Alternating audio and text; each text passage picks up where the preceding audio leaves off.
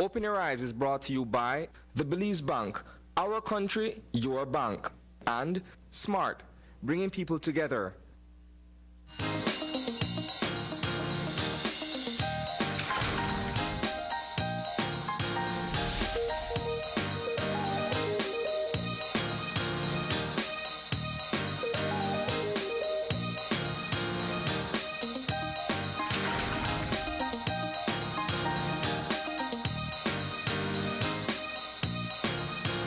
Open Your Eyes. Start your morning right. I'm John Palacio. I'm Marlene Cuellar, and thank you for joining us this morning. Yep, hey, it is a Wednesday. It's a wet Wednesday. It is pouring outside, and I gotta say, I was prepared for it because we did know that we were going to be expecting the showers as of yesterday. Yes, ma'am, you're right. But nonetheless, it is Wednesday. We're at midweek, and we're in a lovely country. I continue to say this. We've got wonderful people, and yes, we do have rain sometimes. That's fine. We do want to let people know, though, if you are going to be heading out, it is still raining, and it rained all night, so expect that there'll probably be some flooding at this time. There's no time for it to drain off. So take that into consideration for your early morning commute. And I don't mean if you're coming from far. I mean, even if you have to move around the city, it's probably going to be a bit slow, and you want to take that into consideration. Pack the kids with their raincoats, their umbrellas, whatever it is, the rubber boots, because they love that. They'll be happy to go to school today. My daughter woke up this morning and said, you know what, Daddy, I'll put on my boots today. Yes. Okay, cool. That's the only good thing, because it's hard to wake, I imagine it's hard to wake them up on a rainy day, but if you promise rain boots, can't go wrong. Yes, excited to go to school.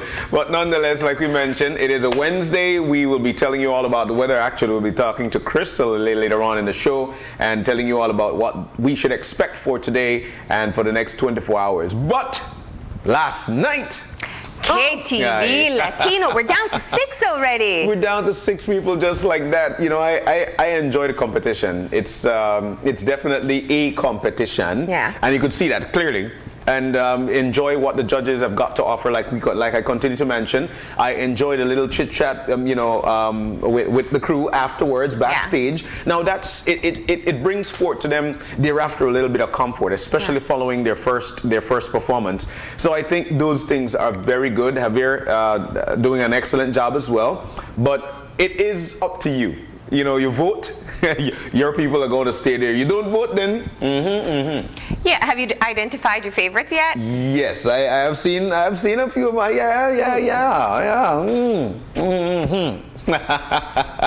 I've seen favorites, and I'm sure a lot of people are seeing who they like as well. What? I'm waiting for the favorites. No.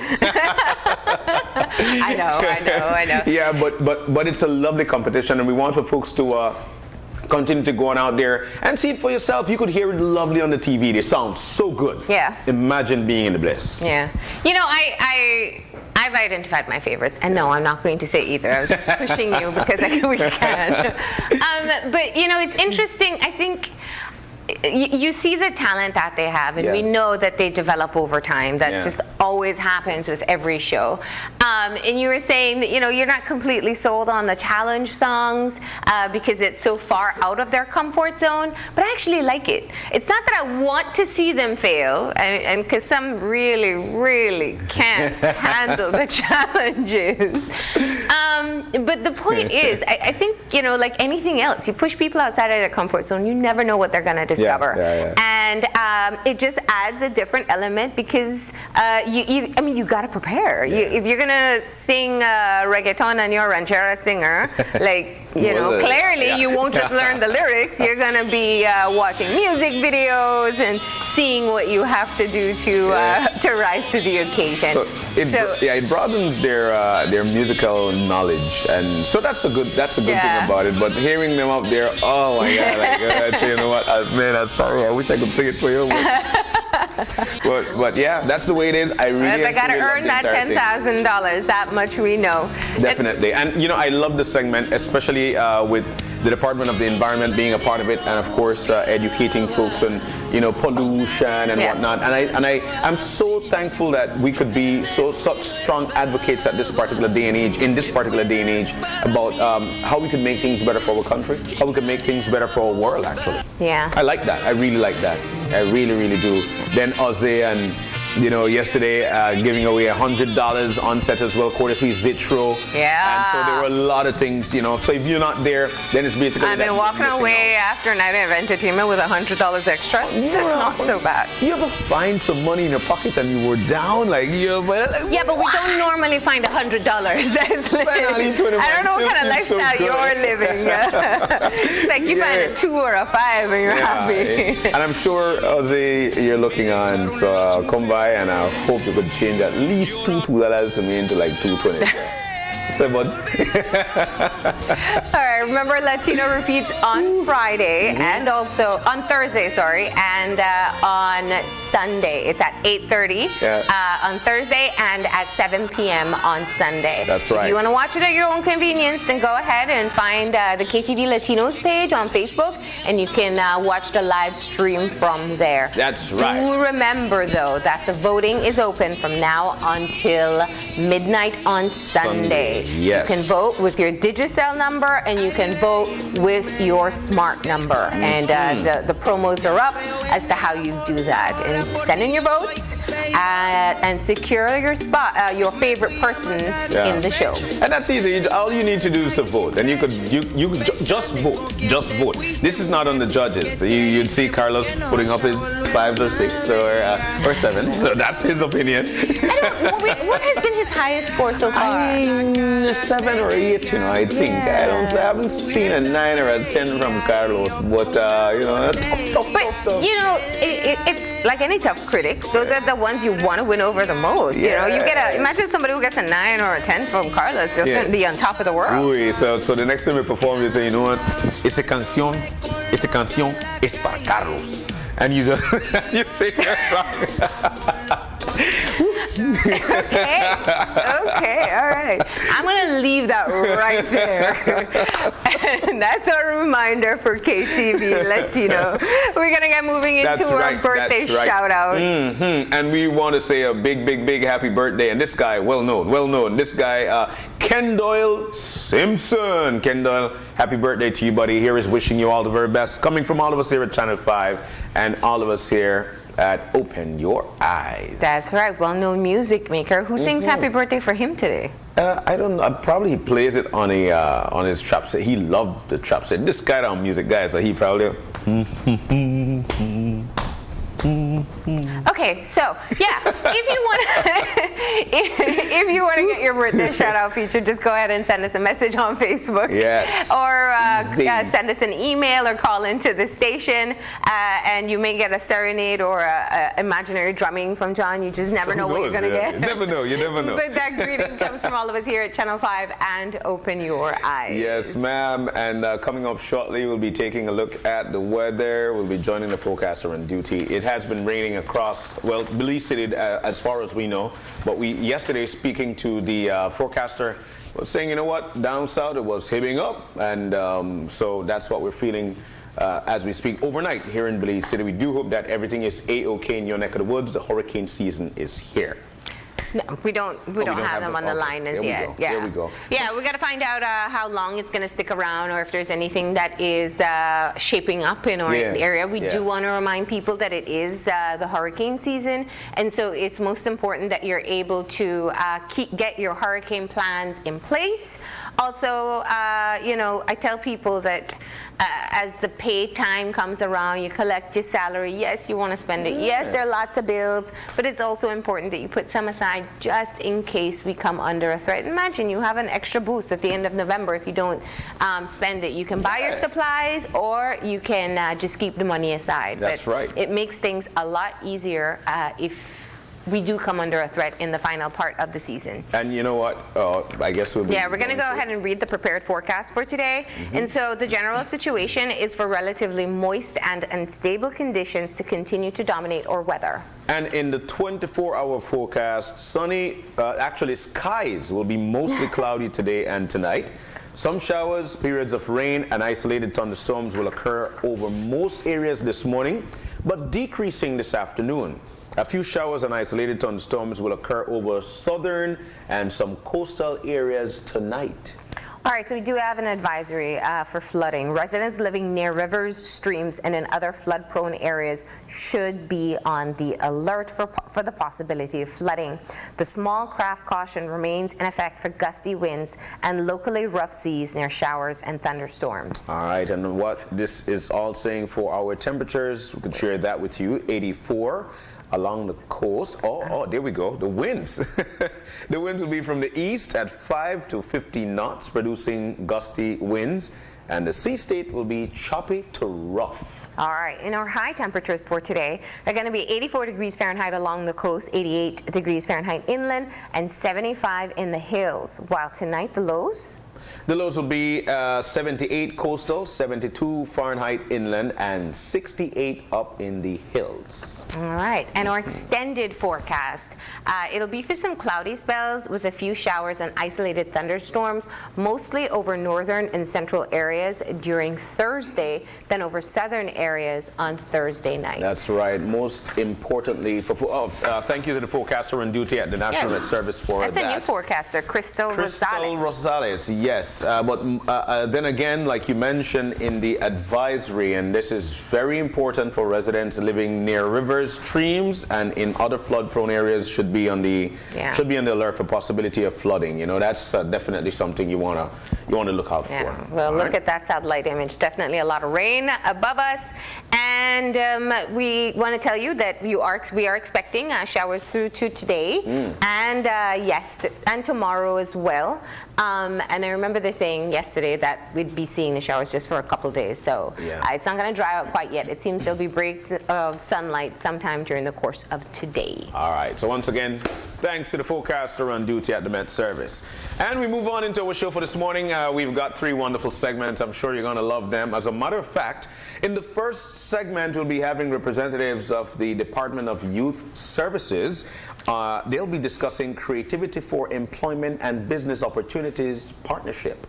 All right, the second part of our show, we're going to be having some Halloween fun. Sweet. And this is going to be interesting. So we have 2 sisters from a group called Seven Sisters, and they're making a Halloween decor out of recyclable materials. All right, and in the final segment for this morning, Belize Healthcare Partners will be in to discuss breast cancer check-in. All right, so that's our lineup for this morning. We're going to go ahead and take a break. When we come back, we'll get right into the show. So please, stay tuned.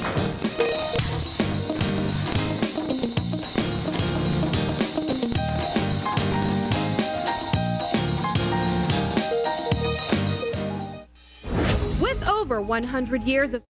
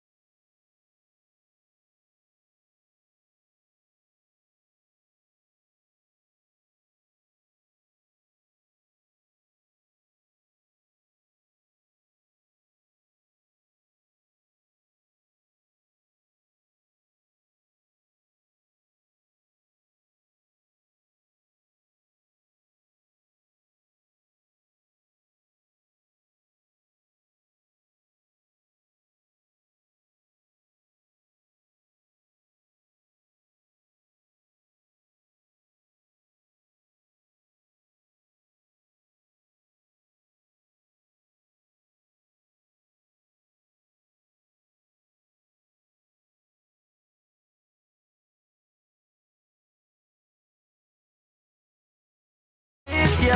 It's okay, I'll wait. Even good people make mistakes. I don't wanna realize when it's too late. Drinking and driving is never safe. If you're drinking and driving, I'm not going with ya. If you're drinking and driving, I'm not going with ya. Been drinking all night, don't drive. Feeling so high, don't drive. Better not drive, don't drive. Ain't gon' try, don't drive. Been drinking all night, don't drive. Feeling so high, don't drive. Better not drive, don't drive. Ain't gon' try, don't drive.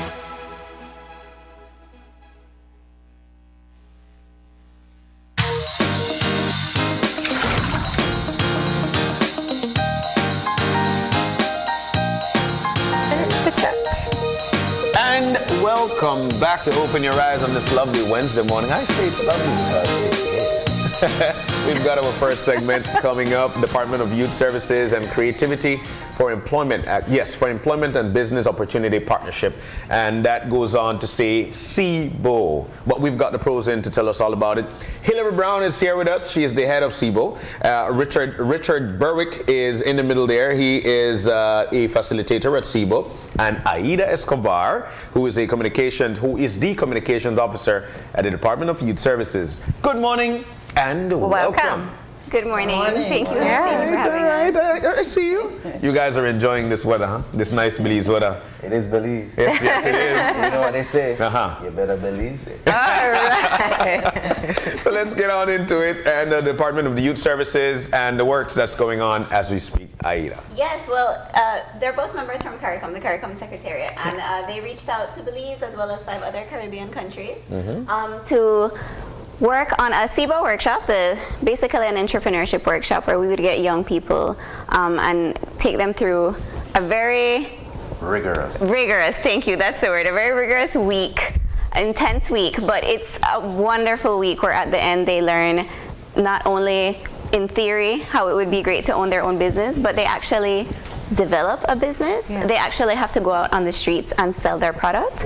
There is a bank that they borrow money from so that they can, buy their products, and then at the end they need to find a way to pay their bank back and talk about their profits or their losses and their experience. And it's been amazing for us at the Department of Youth Services to have them help us with this workshop, because we do have an enterprise unit, so we do try to help young people, but I think this took it to another level for us as well as for the participants and for everyone involved. So it's been amazing. It does sound pretty intense and fast-tracked. I gotta say that much. Let's step back a bit and talk about your role as the head of CBO and working with CARICOM, and why this is a particular initiative that is of importance at this time.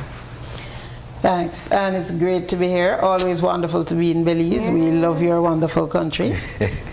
So I am the program manager for culture and community development, which includes youth at the CARICOM Secretariat. And CBO is a program that we developed in 2012. We first rolled it out as a pilot in 5 countries, and Belize was one of the pilot countries, actually. And it's important to us and to the community because it follows up on some of the commitments that our heads of government made to youth in 2010 when they issued the Declaration of Paramaribo on the Future of Youth. And really it's a commitment to advancing youth development within the context of the CARICOM single market and economy. And youth entrepreneurship and addressing unemployment of youth is an important pillar in that commitment. So the CBO program was developed by the Secretariat in collaboration with young people across the region and a regional technical working group. And so what we have found is that by rolling out this 6-day intense, very youth-friendly, high-energy workshop, that we have got a tremendous response from young people in the region. So we have now done it in all 15 member states of CARICOM. So we are really pleased that this is moving. Now, entrepreneurship has become an important issue for most countries, and especially working with young people. So there are many different incubator-like programs that do exist. What's different about CBO? Well, SIBO, as we've said, is an intense workshop, but I think what is also key is that it provides support for the participants to ensure that they get through the program. So we give them a daily stipend to cover their costs to ensure that they are there. We also, as Aida mentioned, we have the SIBO Bank, where we have a simulated experience where the companies, they form themselves into groups, into companies in the workshop, and they come to the bank for a loan, and they have to pass a rigorous test to get the loan, and they do get money. And then they go into the market to sell their product or service. So it is giving a business experience, but with supervision. Without the risk of worry that if you fail, you have lost your own personal funds. And I think that, although it is a short program, there is so much that they learn about teamwork, about the fact that you can start a business with just $100. I think so many of them come out saying, but you always thought you needed 10,000 or 50,000, but really, if you have a few $100s, you could actually get a business going. So there are so many life lessons, and I think for us, what is perhaps most rewarding is that for at-risk, unattached, marginalized youth, there is this sense of hope, renewed confidence in their ability to make something of their lives. And I think this great appreciation that there are people who are interested in their development. So we think that SIBO is a winner at so many levels. You're working specifically with at-risk population. Now, that's a term we use quite a lot. How do you define that, and where have we been able to get the participants from? Well, I think for us, firstly, looking at us at-risk youth, like you said, it's something that we can argue that everyone at some point or in some way is at risk. So we haven't excluded anybody. We did post it on our social media. So it was open. We got a lot of people that just started to hear about it and would call us. Maybe some people already have a business and wanted to learn more about how they could expand it. So we opened it up to them as well. So really, to answer your question, it was just kind of anybody who would like to learn more about it. And then, of course, we did some recruiting as well. Some young people who aren't in school right now, maybe really aren't doing anything on a day-to-day basis, and then they've been coming along as well. Clearly, since 2012, since the inception of SIBO, things have been working. It seems that's the situation in the CSME countries or neighboring countries. Now, you did mention intensity, and I'm thinking that the word intensity would eventually not want to make some folks be a part of it. And I would like, and for me, I am saying here, when I hear that you're saying that things actually really happen, I think the intensity comes with the short span of time that they're actually doing this, because this is not a little deal. This is a big deal. This is starting a life on your own. When we hear about entrepreneurship, a lot of people would say, you know what, I don't want to do it because I'm afraid to fail. Which brings me to Mr. Richard. In facilitating such program as a facilitator, what are the primary things that you're trying to bring across to these people? Because primary, for me, there must be a buy-in to them. They have to believe that this is going to work. Well, thank you so much for the question. Firstly, I just want to remind everyone that how diamonds are formed is under pressure. And tough times don't last, but tough people do. So as a primary outcome, the buy-in, the intensity, naturally, majority of, or anything that requires a lot of funding, because our partner, CARICOM, in addition to the European Union, the investment is great. So what we try to do is run it for the 6 days. Today is going to be the SIBO Bank, and so what we would have tried to cover over the previous 2.5 days would be the theoretical. So as a facilitator, we do, and if we had so much more time, I'd have given you guys this to do. First, we start with an introduction, which is who's in the room right now, because we don't like strangers. We need to know who's in the space. You give us your first name, an adjective with the first letter of your first name, followed by a signature move of yours. And we do this because we want persons to break out of that comfort. We want them to be a part of something. See me embarrass myself laugh at me, but also realize that it's your turn to make a fool of yourself. Or to introduce yourself in a way that creates, because the first set of SIBO is creativity. So we want to see what is different, what is unique about you. So we cover business plans, because many persons might have ideas, but they have not streamlined them, because they say that the faintest ink is better than the world's greatest memory. So no matter how well your memory is, if I ask you right now, what were you doing in 2009 at this time, it would take a while for you to figure it out. So we asked him and emphasized that you write down your plan, write down your ideas. Then we move on to CARICOM, because we have to let you know that this is a regional product. You are a part of a regional network of people that have gone before you and have started their own retail business, have started their own cosmetic business, have started their own beautification business. It's just been a wonderful experience, and we encourage youth in Belize, in addition to youth regionally, but specifically youth in Belize. Some of them did not know where the Department of Youth Services is. This is one of the faces of the Department of Youth Services. Some persons did not know what CARICOM is. This is one of the faces of CARICOM. And some people don't know what an international superstar is. So let me just jump in with a question here, because you mentioned something, and I do want to take it lightly. I think a lot of times when people do youth programs, and you want to work with a vulnerable population, we kind of build up these really great ideas, and we go back to the old Field of Dreams mentality. You build it and they'll come. But it doesn't always work. What you've offered is an incentivized program. You call it a stipend, but it's been one of the divisive issues in youth work. I know. Should you pay people to participate? Why did you choose to go with that model? I mean, have you just found it to be more effective? Absolutely.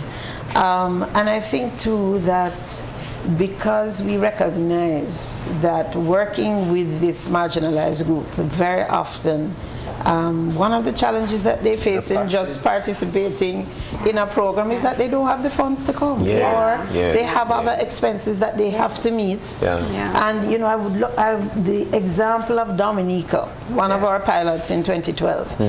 The Ministry of Youth there decided to do the SIBO workshop with single mothers. And what they did that week, while the moms were in the SIBO workshop, they provided childcare for their children. So they didn't have to worry about their children for that week. And we made sure we ended the workshop by 5 o'clock every day so they could pick them up on time. So it really makes a difference when you provide that support. And they really need those resources to ensure that they're there every day. If I could just jump in, Dr. Brown, and we have to recognize again that some of the life choices that they're making is independent. So when you support them in a way that they can appreciate, then the outputs are going to be so much greater. We have a very, very, very, very, if at all, a very low dropout rate. So the workshop. So if we started with 30, full attendance, we usually end with 30. Fantastic. If we started with 15, we usually, more times than not, because sometimes life happens, and we can't avoid it. So we do have persons who, but it's not a choice to say, this is not what I want to be a part of. It just reminds me, because I heard a very esteemed colleague from the NGO community say yesterday, there's a distinct difference between having something available and having something accessible. What you're doing is making it accessible, and I don't want to miss that opportunity, because it's a lesson for everyone to learn. But going back to the idea of entrepreneurship, and you spoke of trying to engage the creativity in the participants, and sometimes that's hard. When life's beating you down and you couldn't do the school system, maybe you started a family early, can't hold a job, a lot of times, as a result, people start to impose their own limitations on themselves as to how far or how big they can go. How do you help this group break through beyond just thinking, basic traditional ideas and really be creative with what they can potentially do? Okay, so what we try to do is give a lot of exercises and simulation that will stimulate the cognitive abilities. So, for example, participants usually come in very closed. So we give activities just like the Who's in the Room. We do activities that is like we will do the atoms or anything of that sort. Then we'll ask them to dig deep. What business is out there that you like or would like to emulate, and start thinking about that. The creativity comes about when you can see and visualize yourself in a situation of power. Because as someone that has been beaten down, it's sometimes very tough, as you rightly say, but we do motivational videos that we show motivational persons come in as a part of our partnership with the inland persons. So we usually would invite youth that are also in business and to tell their stories. Excellent. How has your journey been? And majority, if not all, have expressed that my journey started just like you. I was timid because change is inevitable, but we reject change immediately. So, and if I could interject too, that we have had some tremendously creative business ideas come out of the workshop. Out of Belize. I think, Richard, you could speak out of Belize. Okay, well, you can't just tease us like this. You got to tell us a bit more. I never tease. So, one of the businesses that is actually being registered as we speak and is supported by the Department of Youth Services is Smoothies on the Go. And their tagline, you ready for this? Smoothies on the go. Wherever you go, we go. Rich. So that's just one. And they are registering their business. They're registering their business City Council. to continue with it. Excellent. Excellent. So we generally, the type of business that you would have, in Jamaica they had a jerk seasoning business. Someone was just of the culinary persuasion, and then they say, you know what, let's make a jerk seasoning. We have Reckitt, which is a clothing company that was started. Then we had oh my gosh, so many of them are but I'll be quite honest, the tagline for SIBO is a life-changing experience. And I learned this from a friend of mine. He said that the guard and the prisoner are one and the same because they're both in prison. And I use that as an opportunity to say that the ones whose lives are being changed and the ones who are changing lives, inevitably, we meet at the same place. Your lives are changed because you get a greater appreciation for their situation. It's no longer a distant reality. It's something that you're experiencing with them and you're watching as they develop. So you are being transformed equally. Just like the jobs that you guys do. And I would just quickly like to add that really in Belize, we are so talented, we are so creative. Our young people have amazing ideas. All right, I like to hear that. You can cook. So, as Dr. Brown mentioned earlier, you really only need a little bit of money. A lot of support probably is what is missing, from having our young people start businesses. But if that's one thing we've learned in these past 3 weeks with all of the participants that have been going through this workshop, it's that just that idea that you have, go for it. Just go for it. It's okay. It might be tough. It probably will be tough at first, but you can do it. And I think that's amazing that they've taught us that. Which brings me to another point. And I think one of the reasons why for entrepreneurs or people with an entrepreneurial mentality might be extremely hesitant is that word, support. And I think if we've got 30 people right now who are doing this, who are taking this course, and they've got the mentality that they really want to do it, what are we telling them in terms of supporting each other? and how to garner support. What are we saying this? And I'm specifically throwing this to you, Richard, because I could see why they have you as a facilitator. Yeah. But what's the line on support? Well, so it starts first with the mobilization. So they already have that line of support from the Department of Youth Services and by extension the Ministry of Youth. There's a support. We create a mentorship program in the member states so that when CARICOM will inevitably, the team will inevitably leave, but who will be here that can help them? There is support first for themselves, so it's about that willingness to find out what's happening at the Department of Youth Services. Support comes from CARICOM because we will come back and do a follow-up to see exactly what's happening.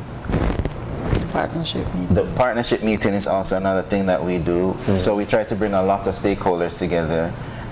So persons from banks, persons from small business association, in country. Any social development or youth-driven organization, we try to bring them in, because whenever Belize rises to the top, let it be that the people help to build the people. Let the credit not go outside of the shores greatly. We will thank CARICOM and the European Union, but the greatest homage or respect or honor goes to the people for their unwavering support for each other. Would you say that your ideal goal is having the formation of a number of micro businesses, or simply being able to tap into what you called a transformation, that we have a number of young people who recognize the possibilities that exist for them? Which is your intended result? Yes, it's both. It's both. It's both. No ranking here that you can offer? The transformation certainly is our primary goal. Because we think with that attitude change, that lays the foundation for a rebirth, a re-energizing, a new look, a new energy. But ultimately too, we would like to see new businesses develop, because we want to be able to generate that income for young people. And we have seen the businesses develop all over the region. In St. Kitts, we have had some fabulous businesses that continue doing fabulous cheesecakes and spa products. There was one participant, she started Sip and Paint, where you come to a space. Oh, we've heard it, we've heard it. Yes, there are so many ideas that have come through. And many of them have continued to work together. Some have gone on to do individual businesses. So the successes are there. But that transformation to me is priceless. It is really what inspires. So what's the success rate across the Caribbean? Oh, now you're putting me on the spot for data. So I have to promise you to go and make sure I have that data next time to give you. But we have seen successes in every country, and we have done it in 15 countries. 15 countries. And one of the things I think is always a breakthrough for a lot of people. I think that in order to manage properly, I think that in order to skyrocket with other ideas, you have to be exposed. Because if you're exposed, you see an idea. I'll give you an example. Being in Dominican Republic, caught a cab, and the taxi was actually a certain amount. But if I wanted internet, I pay a certain amount, and all he was using was a MiFi. But the idea was there. So here at home, in a taxi. So this is an idea. And he's an entrepreneur. That's right. But in order for you to get a ride and be able to tell people connected. This is where, stay connected. You just pay me an extra. I've got a MiFi, you've got internet, you've got the ride. It's just this cost. That's excellent. With CIBO, are we near to or at a point whereby we could tell, you know what, let's move some people from Belize and take them to Dominica so they can see what goes on there, and then bring that home, and vice versa. Is there anything in the pipeline for such thing? Yes, and in the previous incarnations, we would have done link up online with some of the participants in the different countries. We probably need to bring that back. But what we have done in the past is help to move the trainers around. We haven't been able to do the actual participants. But the training of the trainers, we would identify a few of the really promising ones and then facilitate their participation at other workshops. So we build that capacity and knowledge and connection. When she's talking about the training of the trainers here in Belize, the first week was 15 participants that we looked at that were young people that were interested in learning about business, but were interested in being mentors to other young people. So we gathered 15 of those, and that's who took the first training. But they went through it just like the participants would have. And so that's what she mentions when she says, you know, that they would pick pick them and have them travel. So it's amazing because it's young people here in Belize. And they're also supporting the current workshop that's happening. They've been supporting it from last week and this week. And it would be remiss of me to come on such a national television and not say big up to Mrs. Alison McKenzie. She has put these guys to extra work for extra pay, a joke government. But they've really, it's been such a pleasure to be working with Mrs. McKenzie, and she's the director of youth. So if you did not know where the DYS is, you can find it. On 55 Regent Street. Thank you. And also, you know Miss Aida Escobar, and now you know who the director of youth is. But I'll tell you one thing. One thing that I'm very pleased about. I'm staying at a hotel here, which is North Park, and I was surprised when I met the owner. The owner is probably, I would say probably in 30s, but she's running an establishment, a hotel of her own, Main Street, right by the seashore. And I asked her, I said, do you know who owns this? Because I at first just thought that she was managing. She said, no, I own it. I said, you're kidding me. I looked at her and I was also inspired because I'm also doing construction back home, and I'm saying maybe I really should change it from Dream House to Dream Hotel. Because I was really impressed. So on the outside it doesn't look like so much is happening on the inside. And it's the same thing with our young people. Sometimes we judge them unfairly. And as a result, they had so much. They could teach you so much. They could let you experience life so differently had we just taken the time to engage them in discussion. And also teach them skills. Because I'm thinking, you know, today's bank day. Money day. That's one of the most, I mean, money, first of all, is still taboo. Nobody you know, imagine a young person walking into a bank. There's everything from dress code to formalities to how you present yourself. How much of that is, and that's why I said skills are important, how much of this do you help them to develop? That's a great question because they take it, I mean, we jump into character. Oh, good. And nobody is smiling, and we introduce ourselves. I am the owner of the bank. This is the director, but we take it very seriously. And at first, they don't take it seriously. They're kind of giggling, and then when they realize that nobody is laughing, then they kind of start looking at each other. So, but it's an amazing opportunity because if you really walk into a bank. Is that you that treating me like that? But it was fun. Because that experience can be intimidating. Accessing financing is intimidating, and the banks have to do due diligence. They have to ask the tough questions about how much work you've done. They have to present their numbers. They have to show, you know, their inputs and how they're going to make the profit to pay back the bank. And bring their collateral. And the collateral is important. But even before, in one country, just a comment, in one country, someone had brought their shoes. Say, listen, this is my Louis Vuitton shoes. I want to put it as collateral. You turn it over, you look at it, you wore it one time, but it's still good. But what they would have to do is an elevator pitch beforehand. Because anything that you don't know in 30 seconds to a minute, it doesn't make sense to talk about it. Because we simulate all of these exercises. So envision that you met Oprah, you met Bill Gates, you met Jeff, you met whoever is a market leader in business. They're not going to have the time to do an interview of this sort right off the bat.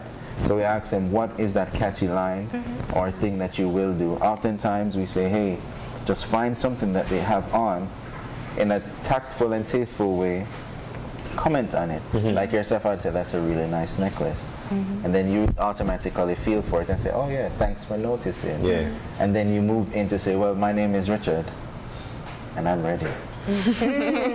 So, you know, for me, But you gotta have what your sales pitch is. Yeah, More, man. like identify yeah, man. clearly. And that's what would follow. But this is a whole other conversation. I know, right? I know. It's kind Oh, of my funny God. because sometimes we're not necessarily short-winded. We always joke that Twitter never took off in Belize because nobody could stick to 129.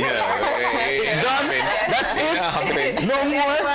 But no, but it's such an important skill. You know, Yeah, it's that it is. quick delivery with impact. Yes. How do you get people there? And your Well, unique value proposition Yeah. too. the first thing that we, as I was explaining, the first thing that we do is from day one, we say, start to think about your business. Once you've thought about your business, think about the key components or characteristics. Yeah. So with those key characteristics, how can we summarize? Yeah. People get very intimidated. We're the same ones that they've seen day one, day two. But when they come up to present, people have cried because they feel overwhelmed because now their attention shifts. Yeah. Yeah. Now they feel like they're being watched. How do I do this? So we give them the guidelines, the catchy intro. Yeah. Tell me about your business. Express the value because it has to be a two-way street. Why should I invest? And when you do that, then you're going to give us, you must be able to exchange contact details. Yeah. Because, and I always in the workshops try to use relationship because that is the easiest way to understand it. Yeah. So, Wasn't there a snow cone group last week? Because I think what is critical is what we also try to impart to them is that what makes your product different? Yeah. There are snow cones out there. Why should I buy yours? Yeah. Yeah. So it is that unique value proposition that they have Your to USP, they have to yeah. come up with. Tell them about the snow cone. the snow cone group company. that was It was so funny because at first I didn't know it would have been such a big business. I'm going to quit wherever I work and come to Belize just to do that. The numbers were astounding because one, they were on Albert Street and all they did, shaved ice, syrup, gummy bear, the rainbow. It's customized. candy. You It's can customized. pick So your you choose what you wanted. Right. Oh, so that's an upgraded snow cone. Yeah, they got Exactly. creative When with they- ice that we, When that I we buy. saw the crowd there, It I was wondered beautiful. what I was saw happening. pictures. Yeah. Yeah. They had all the school children just lining up, all these. And then there was a straw with tamarind And on then- the straw. But you have to forgive us. You have to forgive us. We don't have that. Oh, you don't? No, No, I've never heard of a straw. that's how you're gonna do me. You don't. They said chamoy to it. Chamoy, yes. We saw that, and then we tried it. We're It like, was colorful, it was Colorful. engaging, you can That's it. customize it. So it they was do market amazing. research. yes. Yeah. Okay, good. They would have to do that. So on day one, that's why we tell them select the business that you're interested in. Yeah. Go around and get some thoughts. Yeah. Look at prices, and then day two, we're building on that. Yeah. Day three, which is today, that's where you come in with the bank. Yeah. Okay. So now you would have had, as Dr. Brown rightly pointed out, it's all about the money. So how much is it going to take to do this, and where can we make the compromises? Yeah. Well, we know that time is actually dwindling. Time is gone, actually. No, forget time. I wanted to get one more Forget thing in time. because, entrepreneurship is very important for a country. It actually builds on your economy. Yeah. And for those who are watching, they might not have the questions they want to ask. They want to be a part of it, but they don't know what to ask while being a part of this. So while you're taking this course right now, what are some of the commonly asked questions from these young people? Dr. Brown, you want to take this one? The young people in the program? Yes. No, well, I think they all come in a little shy. Yeah. Not certain if this is just going to be, another boring workshop. Yeah. So I think for the most part, they're there because they were asked to come, and then you see the transformation during the workshop. You know, from the first day when they come in really reserved.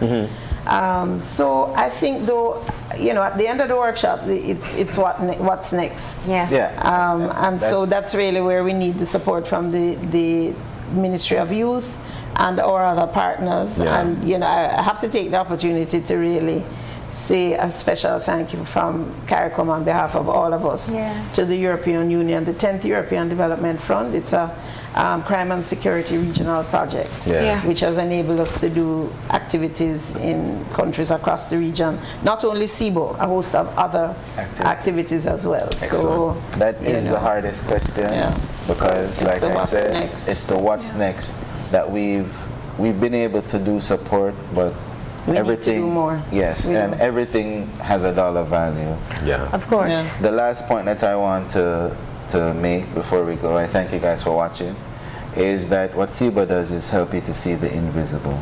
Sometimes you didn't see it in yourself, we saw it in you, and all we had to do is make it a little bit more obvious. All right. Yeah. Well, thank you for coming in. It sounds like it has been transformational, not just for the participants, but clearly from those of you who are involved as well, seeing them go through this. And Aida, of course, we'll welcome the upgraded snow cones. With the gummy bears, we'll bring you some. But thank you for coming in, and best of luck in the remaining days. Thank you. We're going to go ahead now and take a break. When we come back, we'll be talking to two sisters of a group called Seven Sisters and looking at some Halloween decor, so stay tuned.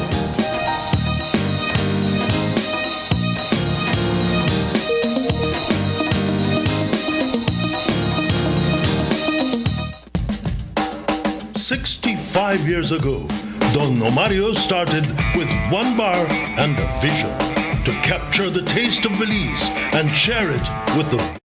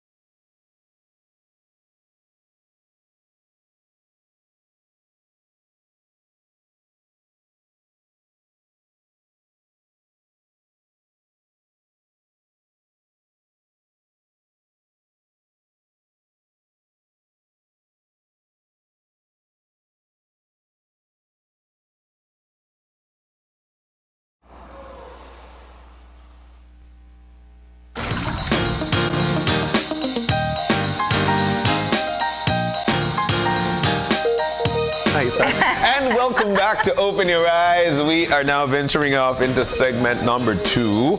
And we were telling you this morning in the intro, 7 Sisters feature recyclable Halloween decor. Out of the 7, we've got 2. And they're here with us. Conchita Morena Christoph, she's here with us. She is of 7 Sisters. And Iliana Morena. Yes. 7 Sister Moreno. All right, there we go. All right, so it wasn't me.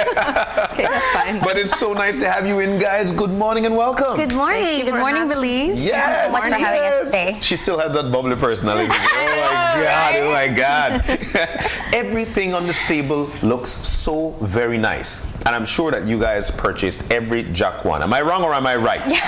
We purchased some and we got some from the trees, you know, like the twigs that you will see. Yeah, we're seeing it here. I want to step back a bit, 7 Sisters. Tell me about this. Is it a company that you started? It totally is. And it's in memory of one of my sisters, the eldest, who passed away. It was her dream to do this sort of stuff. She did carpentry.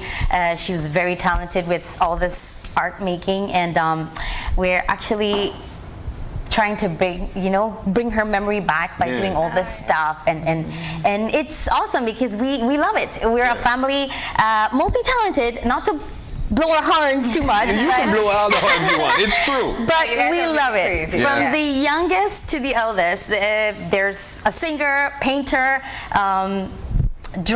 artist with drawing. So we all love it. We enjoy it, and it's 7 of us, but fortunately, this sister passed away, the eldest. She makes the 7. That's the way it is. Exactly. Now let's get to how. One more question. Oh, sure. I just I think it's so fascinating. I have 6 sisters too, and when you get together, there are always ideas that are around. For sure. And so you probably say, "Oh, we should do it just for what's her name first of all?" Gloria. Gloria. We should do it for Gloria. We should do it for Gloria. But then there's actually the jump. So what made the catalyst? What was the catalyst for you to actually jump out and say, let's form 7 Sisters and let's do what she always wanted? I guess after the morning, we all decided, okay, this is what she wanted. Not only did she even wanted to have a wedding shop.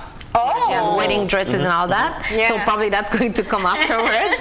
Okay. And so we decided, okay, the morning has to stop and we have to start to bring out the creativity that's in all of us in memory of her. And so this is the work that you see here, the art pieces. And you guys did everything, paint, carpentry, everything. All the creative stuff. And I know it's very important to you to use recyclable stuff. Yes. So tell me about that. Well, actually here, most of the stuff is recyclable. We just, any piece of wood that we find anywhere, we just take it. I'm like, oh, we can make art with this. Let's just make beauty out of it, right? And this treasure box here is actually made from cardboard. And it's so pretty. You just bejewel it and there you go, right? And spray paint. The shells are actually from the noodle packs. Right? Oh, they're not real shells. No, they're noodles. And then you just shell. So you just. Oh my God, this is being creative, right? Yeah, man. And oh my God. And this creativity comes because normally there's a lot of kids in our household, right? Because if you have 6 sisters or 7 sisters and 2 brothers, so there's always each kid has a team for their birthday, right? And sometimes you go to the stores, you can't find what they want, so then it's time to do it yourself. Make it for them. Yes, that's right. And we do that a lot too. They do the treasure box or the mermaid. Mermaid is that's made out of wood as well. Look at that. So wall art. Whatever the kids want for their team, their birthdays, then we can make it. They just need to contact us on Facebook and we can make them. And let's be honest too, like not to bash anybody or anyone. Usually we go to like a party shop. And we can never find the stuff that we really want. And the stuff that they do bring in, ship into our country, are super expensive, especially for like even decorating the seasonal holidays, right? So we decide to just make the stuff, and like they say, buy in Belize, you build Belize, right? You buy in your So country, yes. exactly. And the prices are comfortable. So you just need to inbox us and you're going to go, oh, that's all? Look, I want to get around to these here Yeah. because Halloween decor is so cool. They are super cute, eh? Yeah. We have the Halloween ladder. That's cute. Yes. And then we have these ones. These are for outdoor, I guess, or anywhere Yes, you want to put outdoors, it. wherever you want to put it, indoors, outdoors, they all work. And they're actually recyclable wood. Yeah, you know? exactly. You see that, you know, they were nailed up somewhere. For And now sure. they're so beautiful. Trick or treat. Oh, this is going to have a lot of people come to your house. Huh? That outside. For sure. And then the Christmas ones as well. Oh. But one of my personal favorite on here, I've got two. Tell me. One is this right here. I love this. There's something about it that calls me, says, hey, John. And I say, hey, thing. This is You're using very it nice. as a selfie frame? Yeah. Yes, you could use it As a selfie frame or for probably Christmas. on your Yeah. walls. Yeah, Now that's there you right. go. Yes. And it's beautiful for Christmas because the red is right there as well. I love that. And then, Marlene, love take a the wild wreath. guess. Mm-hmm. The wreath, what did you think it was? I thought it was a nest. Okay. It does look like a nest, eh? I thought it was a nest, but that's lovely. I love this. You know? This is creativity Very at its creative, best. Look at So that. how long have you guys started? We actually have been doing this stuff for a while, but only for a family. Okay. And we recently decided, you know what? Let's start this business. It's about time. We all love it. Let's get together and do this. And here we are, and starting different stuff now with the Christmas stuff and the Halloween stuff. That's really new. But the wreath and that stuff and candles has been going on for a while, and the crochet. You make your own candles? Yes. And soaps. That's right. My sister does Rub-a-Dub soap. Yeah, Rub-a-Dub. Yes. Yeah. And We this did a here, picture on Rub-a-Dub a long time ago. You see this little, this is out of the Glade candles. The we collect the glass, and then my sister Amanda gets the acrylic paint and then the glue gun, and she designs Just put it on them. there. Yes. Easy. Yeah. That's recycling. Yes. Yeah, it is right? recycling Because indeed. otherwise you would have just thrown it out. Yes. But you know, Conchita, you did mention that, so we decided that let's get this business on. So how long now has this business, Seven Sisters, been in existence? It's a month. A month. What? Just started. We're fresh. just starting. Yeah. Another thing we're focusing on is also doing like little ornaments for Christmas Yeah. and stuff like that, right? So That's such a great idea because I always want personalized ornaments. Right? And you it's can't so- find it only it's with so screen hard to- printing. But for sure, it's so hard to get. And where are you guys and located? someone knits. Yeah. Yes, one of my Cajalpech. sisters. Cajalpech. Oh, in Cajalpech. The Cajalpech area, yes. All right. So what is this? That's a little runner for a table. That's my sister Lady from Rub-a-Dub Soap, who does crochet as well when she Yeah. has the time. And this here is something famous that everybody is using. This is called the Infinity Scarf. Okay, can I? Yes. It goes like this. You can wear it like that, you know, and it feels Different kind of styles comfy. with it, yeah. And then Yes, when, yes, when it's it's lovely. cold weather, you can also do it like this. Okay. I don't want to ruin their hair. No, that's okay. Oops, like that. See? So you just fix it up like that. And you cover the ears from freezing. And she does them in all sizes and colors.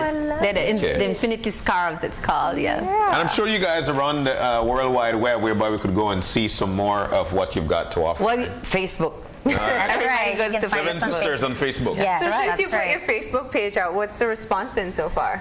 Really good. A lot of people like it. A lot of people are like, where's your shop? Can we come see the stuff you have? And I actually had an order. I brought some of this stuff already purchased from a friend here in the city. And yeah, so we're on business, which is great. So they purchase via Facebook, you know? And you also do custom stuff, so like if somebody sees something and says, can you make this for me, you do it? Yes. That's right. I'm so sold on that treasure chest, though. That's amazing. Because even the detail painting, it looks like wood. That's my sister Amanda. Yeah. Amanda, and Amanda is excellent at cakes as well. They call her the cake boss. Oh. She's really She cool. can Yes. decorate the most gorgeous cakes ever. She has a page on Facebook as well. Amanda. Where's Amanda right now? Amanda is in Unitedville. That's where she lives. Amanda, you should have been here. And Lady is making soap so she can make it. And Solly is the brain head too. Okay. She's the one that's going to say, okay, we're going to do it like this. Okay, so you have the candles. You made the candles. I'm going to decorate it for you. So here's a candle. Oh. See, so that she's Solly is the one who would do the. You know, she helps out with the wood painting so too. I make the candle, I make it, and then Solly says, I will decorate it for you. That's lovely. So here it is. And it smells so good. Yes, it does. You know, Wow. so we all Where help do you each see other. this Nice. going? I mean, you know, I'm fascinated by the idea of sisters coming together to do this business, and all of you with your own individual creative talents. Where do you imagine this going? We're hoping it goes somewhere, and we're hoping it will be a success. Especially so that my sister above can just watch over us and be proud, right? It's something she always wanted to do. So I'm hoping it's going to be a business that will succeed and we'll make something out of it. Like so far, she started a month ago with the Halloween and the Christmas, and she's already selling. Yeah, That's right. Yeah. Okay? Yeah. And Amanda with the cakes, she has orders every week. every So wedding cakes, whatever cake you want. Anything you want, she will make it for you. So business is going on. So it's going on. Well, the good thing about this, especially that you guys use other stuff, all sort of stuff, you're never out of materials. Right? That's right. You're never out of materials. That's right. You just go walk in the forest and you find stuff. That's And you're in Cayo, you could find lots of natural, natural stuff to Like the use. twigs, we go all the way behind Cajalpech in the mountain area, and we collect the twigs and the vines, and That's that's right. where we Just don't roll down that hill. We're used to that hill. We're used to that hill. And I love. You always say people from Cayo have the stronger calves, right? Because because on the hills. But I just love the use of the shells. I love that, and for sure, you guys will never run out of that. Right? Yes. Or Cardboard. Yeah, we always get box smart. or twigs and vines. Yeah. You know, all you have to buy is the decor, the different, you know. And put it together. And put it have together. that idea, you put it together. And it's amazing. Natural look. Yes, it's amazing because like we can say, oh, you get recycled wood and you get acrylic paint, and you start being creative on your own, you know. As you start, the creativity starts. So if anybody out there is interested in designing or creating, just Google. Yeah? Pinterest too. No, Yeah, how to do it. Pinterest, yeah. Pinterest. See, Pinterest has great stuff. I just know I won't do it. It's a time. So there you and go. I say, hey, So we are there to make it for the one who Doesn't have the time, right? Doesn't have the time. And I'll tell you what I love most about this, and you guys have mentioned with the 7 sisters, or 6 of you now. You've got your kids, you've got your family of your own, right. and then making art with the kids. Let them do some paint. This is a fun-filled. That's game. right. So how do you engage them? Tell us about that. It's so sweet. I'm outside painting, and then my 2 kids, a 5-year-old and a 3-year-old, comes out, and they're like so sweet. They come out and they're like, "Oh, mommy, I love your painting. They're really pretty. I hope you make money with them." And it's so cute, and they motivate, right? And it's really sweet. And sometimes they're like, "Can I paint?" And I give them a brush. And I let them go in there and help out. It's really sweet. Yeah, definitely. They might do some work of art. I've seen It's the same. scribbles really be popular too. It's the same. It's the same with the music too, you know. Yeah. That's the kids. They're all into music as well. So they like to sing. Yes, because we come from a family of musicians. My dad, Joe Moreno. Yes, and so. I'm telling you, it's a talented group of women here. So we tried everything. So, what's been, since you put out your Facebook page and you said you've already sold some of this stuff already, what are people saying? Is it just because they can't find it? Is it the affordability? Is it just because they're great pieces of work? It's because they're beautiful, and if they made it out of that, oh my God, and they purchase it. Yeah, it's like my friend too, from the city. She sent me pictures of what she wanted. She's like, I really want this stuff, and she found this stuff on Pinterest. Yeah. And she's like, I really want this stuff, like for my outdoors, for inside. Yeah. Can you make them for me? I'm like, sure, I can. And she's like, really? And I'm like, yeah. And I showed her pictures of it, and she's like, oh my God, I love it. You're awesome. And the prices are very comfortable. The support is there. Okay. The support is there. It's totally there. Definitely. So if you're in Cayo and I'm in Belize City, how do you get the stuff to me, or I have to go there to get it? Yeah, Okay. we can get it to you. We can get it to you. Yes, we can get it to you. So they do shipping as well. Yes. That's right. Make it sound so limitless. Tell us, what are you encouraging people to request from you? Because you do quite a bit of stuff here. Well, most of the stuff that we have here, like candle holders out of wood, the box, if they want. Also, we also wanted to do like a party shop and do homemade decors for the different theme parties, right? It all depends on what they want. They just have to show us, and or they can see the pictures on Facebook. That's right. And if they we'll see be posting all the stuff, the treasure box, if they like it, the color they want, then just order and the amount they want. And the amount. That's right. And there it is. That's right. 7 Sisters. That's how we find you on Facebook. Number 7 and Sisters. Yes. That's right. Do you have a contact number as well, or just the Facebook for the time being? We do have a contact number. It's 630-7579. All right. Excellent. Or 824-2375. That's right. Excellent stuff. And everything here is available, or some of it is sold? Some of it is available, but most of it is already sold. But if you like it, you go on 7 Sisters on Facebook and tell them, hey, I like this one. Yes. So can you guys get that dealt with for me? No problem. That's right. And we move on. We'll get to it. See, for instance, I work at the San Ignacio and Santa Elena House of Culture. I'm the coordinator. So a lot of women that are not doing anything really. We create projects as well for them to go and learn how to do stuff and make a little business. Of course. You know, so it's like, it's not like Kyle. All right. So anything else you'd like to share about what you have to offer? Like I said, we want to start doing ornaments for Christmas trees. That's going to be something we're going to be working on pretty soon. And as soon as we get that out there, you will see them on our Facebook page. All right. And you can place your order. And if there's something that you'd like us to do for you, make for you, design. If you have your own design, just send it over and give us a call. You're going to get it. I'm going to get it dealt with. Yeah, that's right. I love this event, Sister Such Dama. a great initiative. I love that you use recyclable materials. I love that you're open to creating new stuff. And I love your story with doing this in memory of your sister. Gloria would be so proud. Thank you. And best of luck and keep up the great work. Awesome. Thank you, Thank guys. you. Thank you for having us. Thank you so much. We're going to go ahead and take a break. When we come back, we'll be talking about breast cancer check-in after the break. Stay tuned.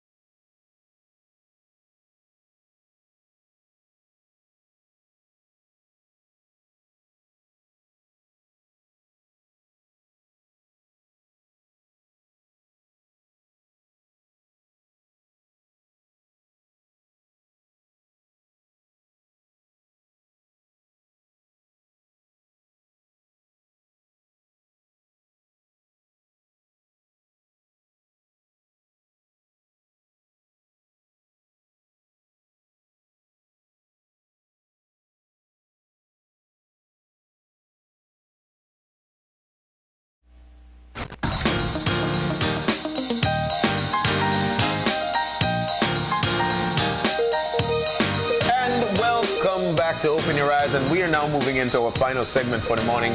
We've got reps of Belize Healthcare Partners, and they'll be talking to us about breast cancer check-in. All right. Now, in with us, we've got Barnaby Carrillo, who is a radiologist, and Ramon Yakab, who is an oncologist. So guys, good morning, welcome. Good morning, and it's so nice to have you in. Yeah. Good morning, thank you. Love the shirts. Love it.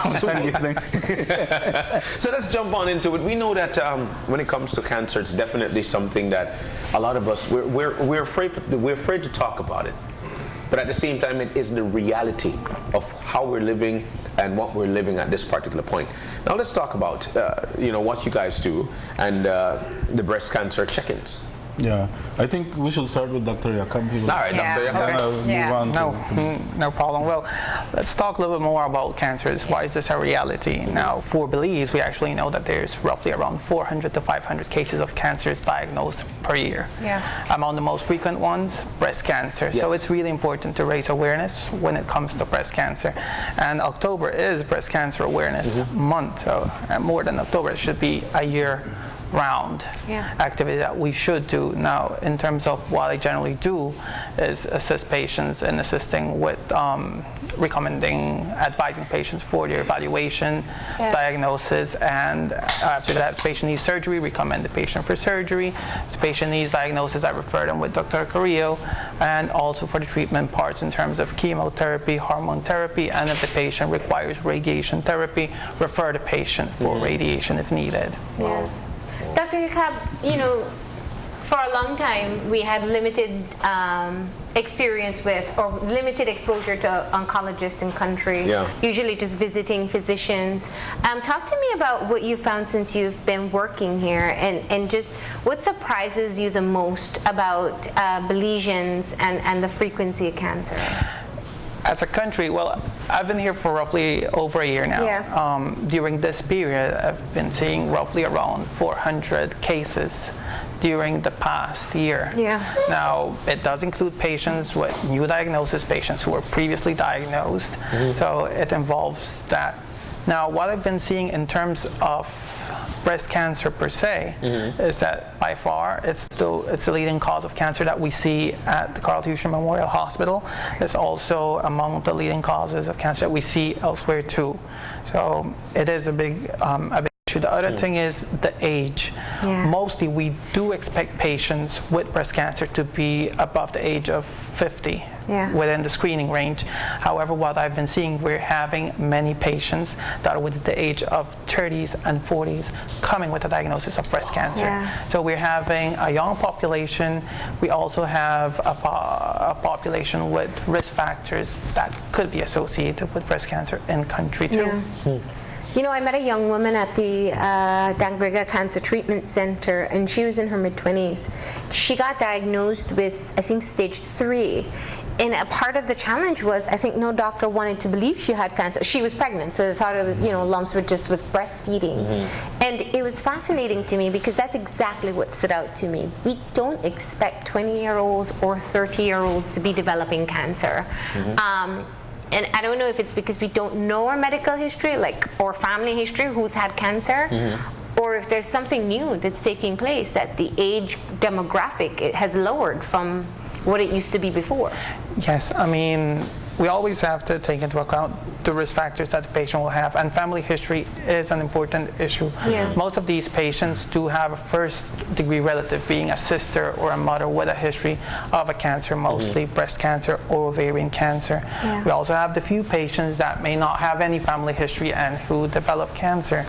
But we also have to take into consideration how would I say this, changes in dietary habits. We're going towards a westernized lifestyle. I mean, most of the food we're eating is also associated. The lack of physical activity, being overweight also plays a role in all of this. So I think at the end of the day, it's a cocktail that we have that's triggering this here. So even without a family history, and we know we have an issue with obesity and overweight, like the rest of the world, but here in Belize as well, that people may be developing cancer just because of what we eat and because we don't exercise. Yeah, and also it has to do with alcohol consumption. It's a major You're right. risk factor. Yes. That's actually a risk factor now, Yes, right? exactly. Yes. Obesity and alcohol consumption. Which, let's take a look around in our society or our families. We know what our risk factors are. And the studies have been showing that, especially for Central America and the Caribbean and Belize, we're significantly up there with how we consume. We're drinking habits. We're a drinking nation. Now, Dr. Yakaba, I'm sure you're looking at my facial expression while we're talking about this, because over 400 a year, that's very alarming. We have been sitting here for years, and we continue to hear, even with kidney disease, even with diabetes, we've got people who are coming in, or things that we knew back in the day used to be, oh, that's the one old person thing or ageable person thing. No, and I'm using it loosely because that's how it is, or that's how people see it. But now we're actually seeing this, or these things, occurring in younger people. Dr. Yakab, what do you think is going on? I mean, as well as we mentioned there, one, we're diagnosing more cases. Two, the genetic background also plays a role. And three, more patients are getting aware. Getting aware. So it's not only we're diagnosing more cases, but they're actually new cases. If we take into account new cases, we're going to increase. If right now, for example, 400 cases per year. By 2030, this is going to be roughly around 700 to 800 cases per year. Wow. So this is only going to increase. Actually, what's being projected is that there's going to be an increase of around 50% in the next 10 years, only for Belize, and that's for cancer as a whole group. Yeah. Now, I think one of the important things to get into the conversation here is that breast cancer is a treatable form of cancer. Not all cancers can be treated or cured, as people would want to say, but breast cancer is one of those. But we still have so many people dying from breast cancer. Talk to me about what we're doing. We're getting diagnosed. The age range is changing, but why are we still losing our loved ones to breast cancer? I mean, there are many factors that we have to take into account. One is the awareness issue. Why? Most patients who are coming to the clinic are coming with tumors that are roughly over 4 centimeters in size. So if we could detect those tumors at a very earlier stage, that would impact patient survival or patient outcome. That's one. So raising public awareness, that's one. Getting the patient to know their body. That's the other issue. Three, and some also in terms, there are limitations within the health system in terms of treatment for patients. So if we take all of that into account, we do know that patients will have, that the prognosis won't be as good as compared to a patient with stage 1 or stage 2.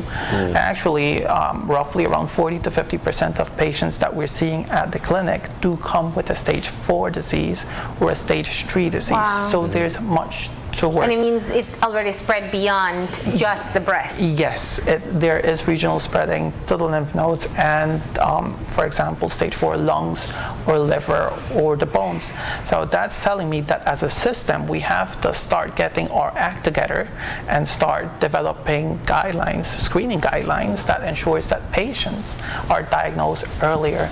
As Marlene correctly mentioned, if we have a stage 1 at the 5-year range, survivals could be up to 100% if the patient is adequately treated. Yeah, and stage 4 is a fight. It is a fight. And a costly one too. It is. I mean, stage 4, yes, we generally can't cure that stage of cancer, but what we can do is help control. I mean, patients, there are treatment modalities that can be offered to patients to improve. And in terms of cost, it is costlier to treat cancer than to detect it earlier. So let's talk about how we find out. You know, the status quo used to be mammogram after 40, I believe. And I really never knew, but mammograms after 40 are specifically because of the density of the breast. That's why you wait till that age. So what are options in terms of getting screening for breast cancer? Yeah, well, mammography is still the screening method of choice. Okay. I mean, you can use other methods like they recommend you do self-exam. Yeah. From when you're 20 years old, and you come into the clinic to get a medical examination. Yeah. Those are simple methods that you can do to screen yourself, right? Yeah, but a 20-year-old can't do a mammogram? No, they don't. They actually, there are specific reasons why they should do it. Why they should do it? Yeah, why they should do it. And for example, if a patient has is genetically predisposed, there are the famous breast cancer genes 1 and 2. If they are positive, then they should start actually screening at around 30 years old. Yeah. But those are special cases. Right? Yeah.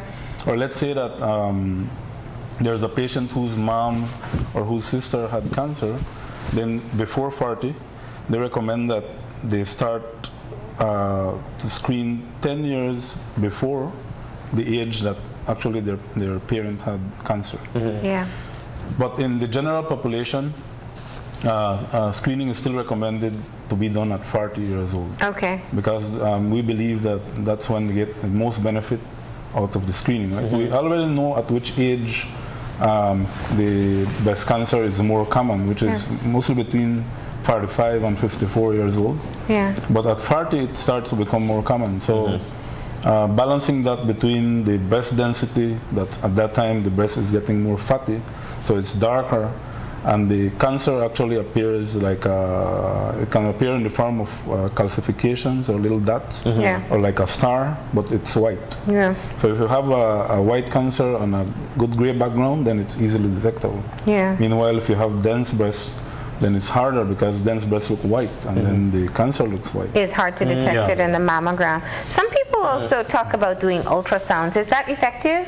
That's actually we do ultrasound, but only in specific cases. Okay. Remember that screening is an exam where we try to is an exam that we try to do in women where they don't have any symptoms at all. We try to detect a disease that is not producing any symptoms, so that we detect it at a very early stage, so that it's curable. Okay. That's the whole sense of doing screening. Yeah, yeah. So that's why women that don't have any symptoms at all should go in as they're 40 to do their screening mammography. That's what we call a screening mammography. Then they have the other thing called a diagnostic mammography, where when a woman feels something in the breast, that's not screening anymore. That's what we call diagnostic. She comes in, she already has symptoms, and we do the mammography. How often should they do a mammogram? Screening, it's recommended that they do it every year. Yeah. Every year they should come in and do their mammography. And like when the mammogram is, when the breast appears too dense on the mammogram, then that's when we decide to do an ultrasound. Because the ultrasound will help for us to detect, will help us nothing to escape us then. Yeah. Right? It's a combination of the two exams, so that detection rate is higher. That's the sense of it. But screening is still left only to mammography. Because most of the time, only with a mammogram is enough. Yeah. Right? Yeah. Dr. Jacob, we hear, especially for men, for us, we think, okay, it's only breast. We have chest. We tend to segue our mind from it because we think we don't have that. We think that we're not able to get it. Are we seeing these cases as well? In terms of breast cancer in men, I really haven't seen any here. But what it's estimated is for every 100 breast cancers, for every 99 women, there's going to be one man diagnosed with a breast cancer. So it's not that common. Generally, it's associated with genetical background, as Dr. Correa mentioned, with BRCA mutations. So there is a specific role for patients who are diagnosed with BRCA mutations on screening itself. Also wanted to comment on the screening part. It's important for females starting the age of 20 to start to get to know their bodies. I mean, do their self-examination each month. And at the age of 25, we have to engage the clinicians, also the primary care physicians or other health providers, to do at least an annual checkup. Meanwhile, we reach the age of 44, the mammograms. And even considering that the mammograms is done on a yearly basis, in between, the patient has to really be doing the self-exam, because sometimes there's breast cancers that grow aggressively, and the period of 1 year is more time than what we need. It can take you from stage 1 to stage 3 in less than a year. And that's what I wanted to ask, because I know we always encourage women to do the self-breast exam, and that you do have to do it monthly, because the whole purpose is that if I do it now, I know what it feels like. Next month, I know what it feels like. And if there's any change any month after that, then I know that that's something I want to think about a bit more.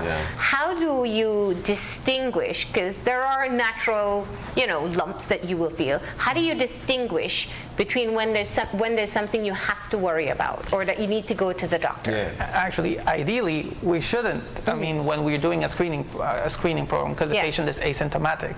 Now, we start having symptoms once we have a little bit more of an advanced disease, and it can involve an indurated or a hard lump. That's one that most patients say, well, I was in the shower and I felt the lump. That's the main issue that they bring. Or a lump under the arm. Not only that, but there can be subtle changes in the skin that the patient, or when they reach the clinic, we see, and also nipple retraction, and sometimes there could be discharge. What we have to say is that discharge that's bloody or dark is never normal. And I've had patients say, well, I had the discharge, but I thought it was related to hormones. But having those characteristics are never normal. So it's you would see changes on the skin of the breast. That's what you were saying, subtle changes. And if you suddenly start to get some kind of discharge out of your nipple, those are all warning signs. Especially if it's spontaneous. That you don't even have to squeeze and it comes out. And that's more related to breast cancer. Wow. So in terms of the services offered, that you guys offer at the Belize Healthcare Partners, tell us about that. You go on in there, you do what? Tell me about it. I am really. This is interesting. Well, now in Belize, especially in Belize City, I think the technology has gotten better. Because all facilities now, I would say, have digital mammography, which is gives you a clearer picture than conventional mammography, right? So that's what we have at the Belize Healthcare Partners. We have digital mammography, and we have access to ultrasound. And if we suspect that anybody has the image that we're seeing it's a cancer, then we can go right away and take a sample of the tissue, right? That's how it's normally done, right? So we do biopsies here too? Yeah, we do biopsies. We're doing biopsies. We're not doing, in the past they used to do like excisional biopsies. All the where time. they cut out the lump to test it. Now we do everything guided with image. Image guided. So with a small little incision, and just to insert the needle that will do the cutting of the tissue, you can actually do the biopsy. So we don't have to scar the breast. No? Because a lot of times it will be a benign finding, and then, And I'm glad you said that, because, so I feel a lump, I'm completely scared of going to the doctor. How often is a lump detected actually cancer?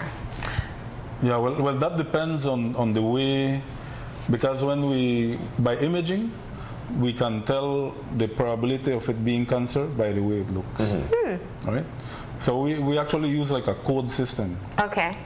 Based on what the code is, like for example, if we use a thing called BI-RADS, which is, if it's a BI-RADS 4, or it has a certain probability of it being cancer. So a BI-RADS 4 would be that the cancer is, the lump is more than likely benign. It has probabilities of it being cancerous. A BI-RADS 5 would be definitely a cancer. almost definitely a cancer. Yeah. So based on that, then we decide when to biopsy or not. If it's a finding is a BIRADS 2 or BIRADS 3, we don't do biopsies. But if it's 4 or 5, we talk to the patient and then we decide if we do the biopsy or not. Nice. Yeah. So it's all about probabilities and the way the lump looks on the image. Yeah. Yeah. Now, I want to take the opportunity because it is Breast Cancer Awareness Month, and I think people, as much as we talk about it, there's still a lot of misconceptions and perhaps things that people really need to know. What are some of the common misconceptions you find yourself having to address when patients come in? One, if they don't have a family history of breast cancer, they don't consider that there's a risk for cancer. Yeah. I mean, that's one of the main ones too. As Dr. Correa also mentioned, not all lumps mean that it means a cancer. Yeah. It can be, because I've had patients that come to the clinic, they feel a lump and they automatically come with anxiety, mentioning when we have to explain to the patient the procedure of how we go on and that not all lumps are cancerous. Okay. I think those would be the most frequent ones. And in general of cancers, I always hear the patients talk, I completely stopped sugar because this causes cancer. And there are some facts that we do see at the clinic. Yeah. And There's sugar and alcohol. Yeah. So I mean, those are some of the most frequent ones I generally see. So let's go through the risk factors once again. Genetic predisposition is one. Yes. Yeah. I mean, I think we would have to divide it. There are factors that we can't change. Okay. Those ones that we can change include the age. The older the patient gets, the higher the risk. Actually, it's estimated that 1 in every 8 women has a chance of developing cancer, or breast cancer actually, during her lifetime. That's one. So age is a factor. 2, the gender. Yeah. I mean, female by far compared to men, and the family the family history. Yeah. If you had a first-degree relative with a breast cancer, meaning sister, mother, for example, that means that there's a high likelihood that this patient has a genetical background. Actually, genetic mutations account for roughly 10% of breast cancers. And then the other ones that we can manage to change is healthy lifestyles, meaning physical activity. Well, decrease or stop smoking, decrease alcohol consumption, try to have a balanced diet if you healthy may. weight. Yes. Yeah. I mean, so those would be. I was just thinking to myself, I remember a conversation talking about breastfeeding. Breastfeeding actually reduces your risk for cancer. So if you've never breastfed, you may be a little bit more at risk. Yeah, it decreases the risk when you're breastfeeding. The other factors, and thank you for pointing that out, if the patient hasn't had any pregnancies, or if the menstrual cycle started at a very early age, those are risk factors for cancer. And why? Because we know that most of the breast cancers depend on hormones to grow. So exposing most of these women to a high burden, especially estrogen, does increase the risk. So it goes hand in hand with this. And having interruptions during pregnancies, having those periods of decreased hormonal exposure, decreases that risk. So what about contraceptives? Contraceptives are Oral related. contraceptives, Oral contraceptives are related, and also oral contraceptives are associated with an increased risk of breast cancer, but generally when it's used in the menopausal period as like hormone replacement therapy, when it's used on the long run generally. Because I mean, I've had experiences there with patients who've been on it for very long time, for quite an amount of years. So it is associated. It is associated. All right. You were saying, sorry.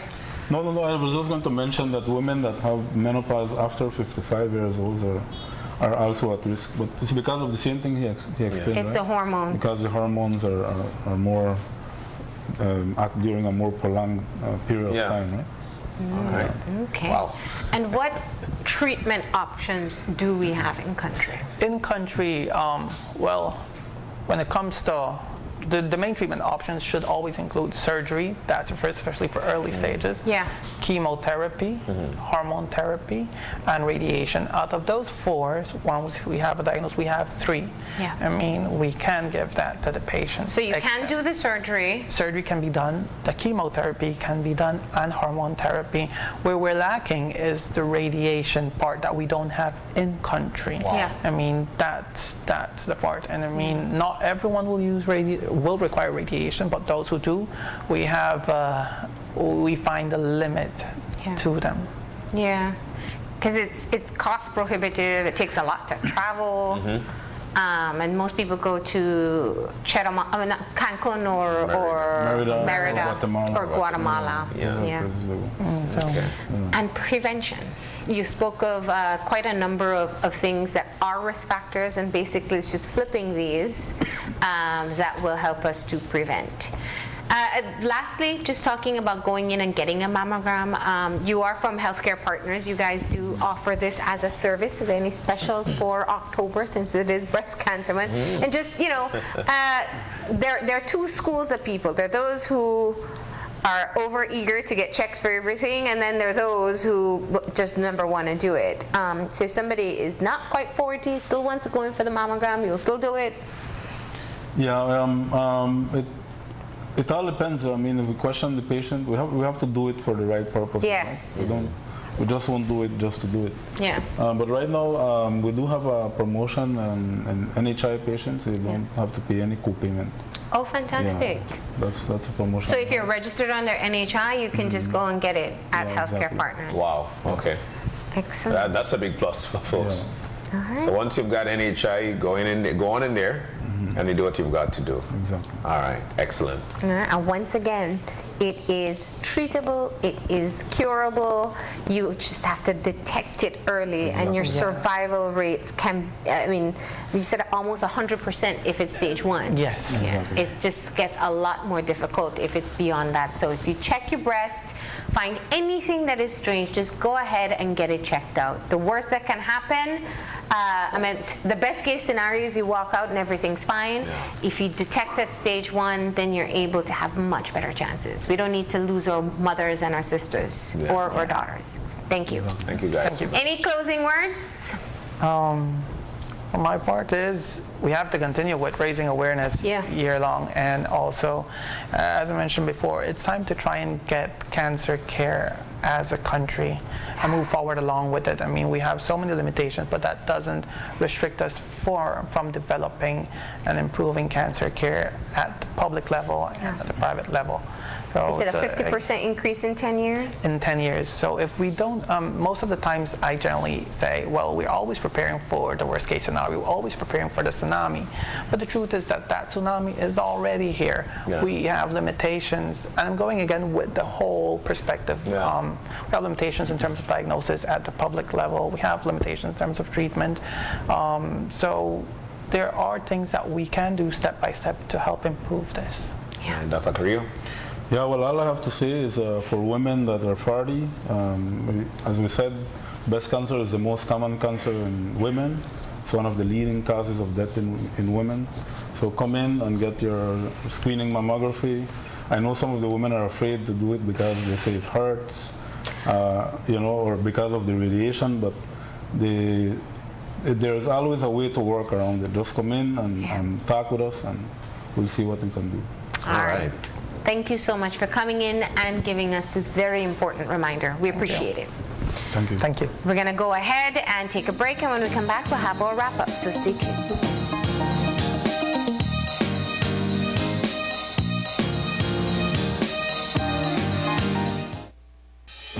With over 100 years of service.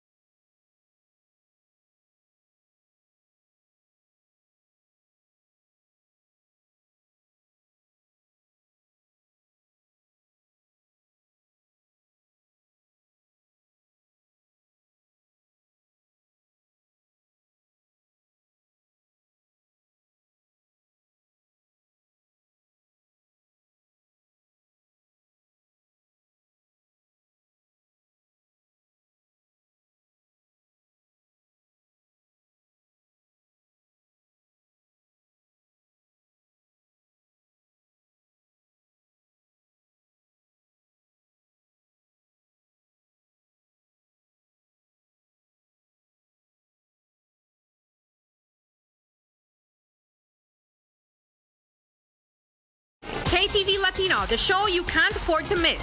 Come to the Bliss Center every Tuesday night at 8:30 and have a great time as this year's contestants compete for the grand prize of $10,000. There'll be lots of fabulous giveaways, and every Tuesday night you get a chance to win $100 cash.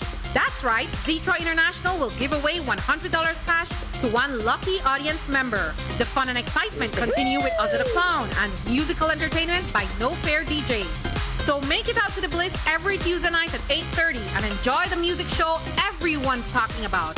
Get your tickets at Channel 5 on Coney Drive, 88 Shopping Center, and Smart Office on Albert Street. KTV Latino Season 4, it's hot, it's live, and it's only on 5. KTV Latino.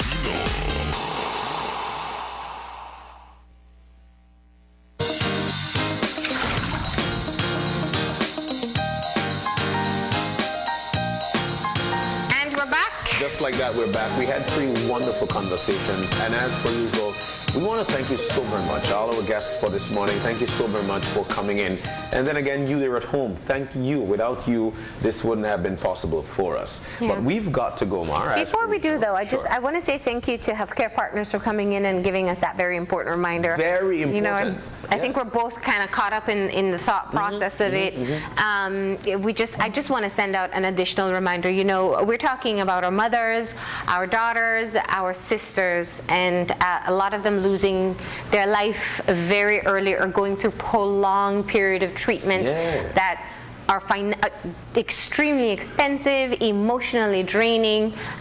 We all have to do our part, and so I really do encourage, while it's Breast Cancer Awareness Month right now, we do have to ensure that you go out and you do your own self-examinations, that you pay attention to what your risk factors are.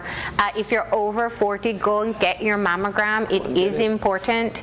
I think they said that at Healthcare Partners, any NHI. NHI, you just go on in and get your mammogram. Get your mammogram. Look, it's our lifestyle, like we were mentioning, our lifestyle, it's tough at this particular point. What we're consuming, our life, how we live, the fact that we're not being physical, we're not working out. These are very important things that we need to try and pick up on, because look, it's our lives that we're talking about here. All right, so let's do what we've got to do. Thank the folks of the Belize Healthcare Partners so very much for coming in. It was an eye-opening conversation. A good reminder. A very good reminder indeed. But yes, we've got to go. Once again, thank you so very much.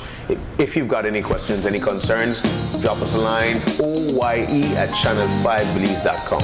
You can also drop me a line at marlene_oye@channel5belize.com. Find us on Facebook at Open Your Eyes BZ and on Instagram at OYE. Man, you got me on this one. You got me. Remember to tune in tomorrow morning at 6:30 when you open your eyes to start your morning right. Keep your eyes, your minds, and your hearts open. We'll see you soon. Enjoy your day, please. I just love it.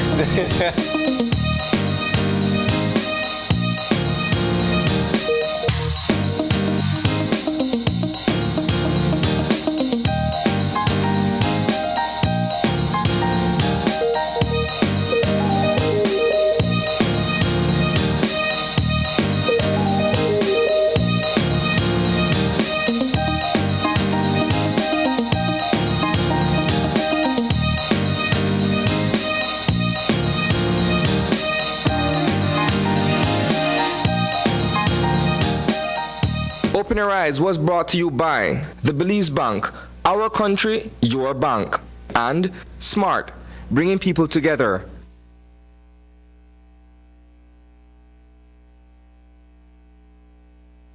January.